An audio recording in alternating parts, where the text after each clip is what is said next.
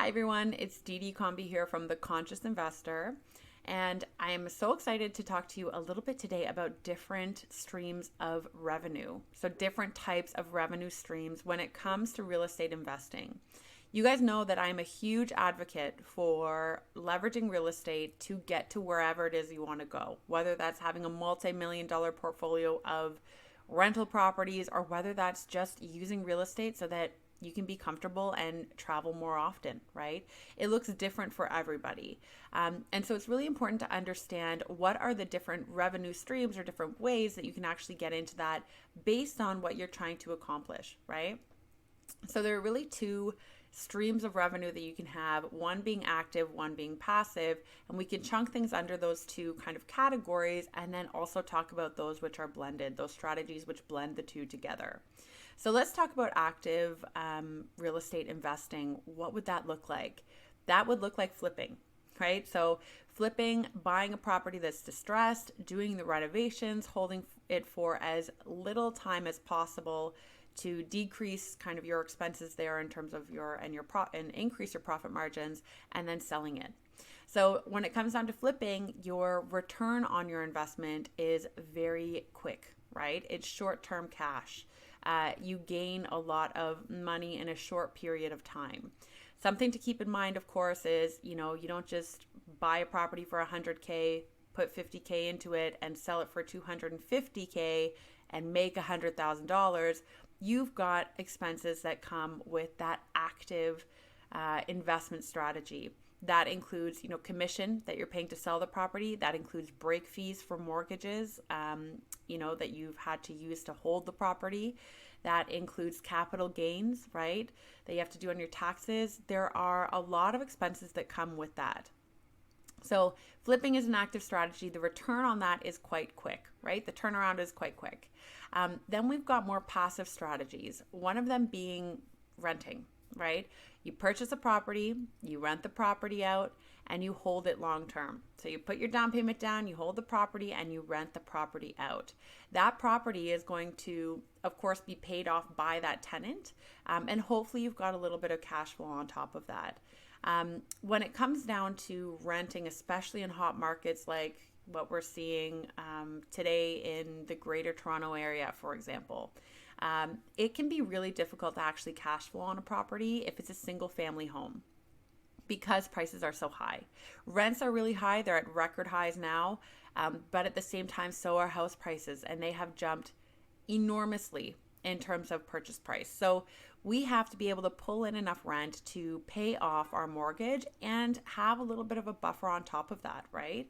And all of those expenses that come with it. So what I would suggest, especially in hot markets, you look at something that is either a duplex or can be duplex. So you have a bit of redundancy in terms of the rent and the tenants, and you're able, or you have that option to have a bit more cash flow, right? Which is really essentially what those passive incomes are great for.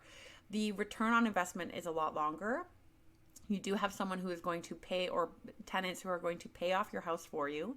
So in 10, 15, 20, 25 years, you've got a whole house paid for and you haven't put a penny into that, right? Like they've been doing all those payments. But you also want to find something where you can cash flow month over month. So maybe it's $300, maybe it's $1,000 a month, depending on what the investment is. That is money in your pocket every single month that you're getting. It's not as much as if you were to flip a property and you get that check from the lawyer once you've sold it, but it is something month over month that you can use that is sustainable, right? As well as in the long term, or 10, 15, 20, 25 years, you've got a property that is completely paid off. So that's a very passive strategy. Then we've got some strategies that are a bit of a blend of both, right? So could be a BRRRR, so buy, renovate, rent, refinance, repeat. So what you would do with a BRRRR property is you would purchase something that is distressed, not severely distressed, but distressed. You would do a bit of renovation. So if that's a single family home, it's like a lipstick renovation. You paint new fixtures, new light fixtures, maybe new handles, small stuff. And then you rent it out, right? Then you rent it out, you refinance it with the bank. You tell the bank, hey, my property is worth more than when I purchased it. I want a new mortgage for the new value, and they will give you that new mortgage. You pay off your old mortgage and you keep the difference, right? That is a really common strategy. It kind of combines a bit of both worlds depending on the extent of renovation. If you've got something where, you purchase a single family home that can be converted into a duplex, so it's zoned to go into a duplex or higher, I would highly suggest, that being one of the avenues that you can take advantage of, because it's got that active kind of flip revenue, as well as that long-term hold once you rent it out, refinance, and hold it long-term, month-over-month cash flow, right?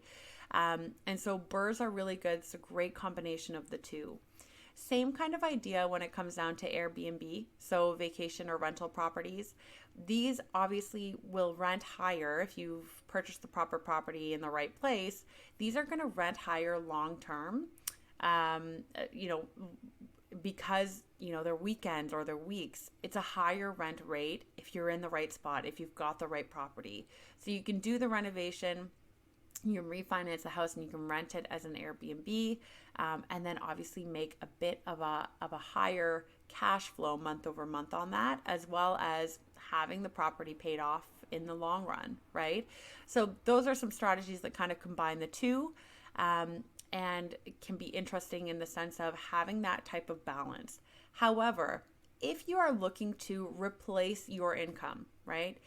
What strategy would you use? So you want to get out of corporate, you want to replace your income. What I would suggest is you look at more of a rental model. So either the BRRRR model or a rental units, right? When you do that, you are going to be replacing your monthly income with monthly cash flow. That is the goal there. So you want to purchase properties that are cash flowing. When would you choose a BRRRR versus just a standard turnkey rental? If you don't have a ton of capital, choose the BRRRR, so that you can actually get some of that money back. It's more work. There's more that needs to go into it in terms of logistics and all that good stuff. But at the end of the day, when you refinance, you're going to get some money back and then be able to rent it long term, right? And still have that cash flow month over month.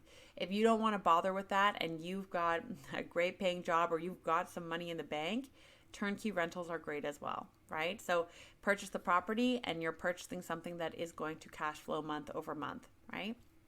So those are two pieces. If you're looking to build up capital to invest, to do something, a flip can be a really great option. Of course, you do have to take into account all those different expenses that you're going to have when it comes to that active investment strategy. But at the end of the day, that is a good way to get a good chunk of cash, right? Ultimately, what's the most profitable overall, long term? A BRRRR is the perfect mix of the two. That is what I will say. And I started off flipping houses and I didn't even know about the BRRRR strategy. And I wish that I had, but no regrets. Everything happens for a reason. But there were properties that I was duplexing and that I never even thought of refinancing, right? And I sold them. And so I sold them for a lot higher. We flipped them. We made a lot of money on them because they had that second unit, and obviously appealed to a much larger market, way more competition, people wanting to purchase a house like that. But at the end of the day, I could have still owned those properties and somebody could have been paying down my mortgage today as we speak, right? So this is the whole piece. You've got to find the balance based on what you want to do and where you're at in your life. This is where you want to think about, okay, where do I want to invest, or how do I want to invest? Do I want to leverage an active strategy and build up some capital, get some cash in the bank? Or do I want to look at something more long-term, right? Do I want to look at something like purchasing a student house for maybe my kid and just holding it, right? And having people pay rent into it. So I have some monthly cash flow because I've got that money to invest in there. Or do I want to blend the two? Do I want to do a BRRRR? Do I have some capital, but do I want to get that back to continue to invest? And it's not, I've got a finite amount of financial resources. Now, can I leverage that to get that kind of short-term payback with the refinance and then long-term rental and cash flow via the renter, right? So different strategies based on what you want to do and where you're at, kind of the goals that you want to obtain.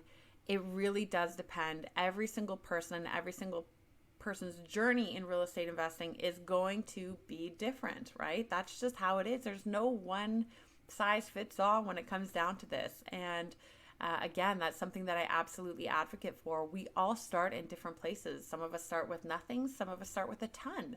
And so we really just have to be cognizant of that and strategize in terms of what is going to work best for me. So I hope you enjoyed this episode.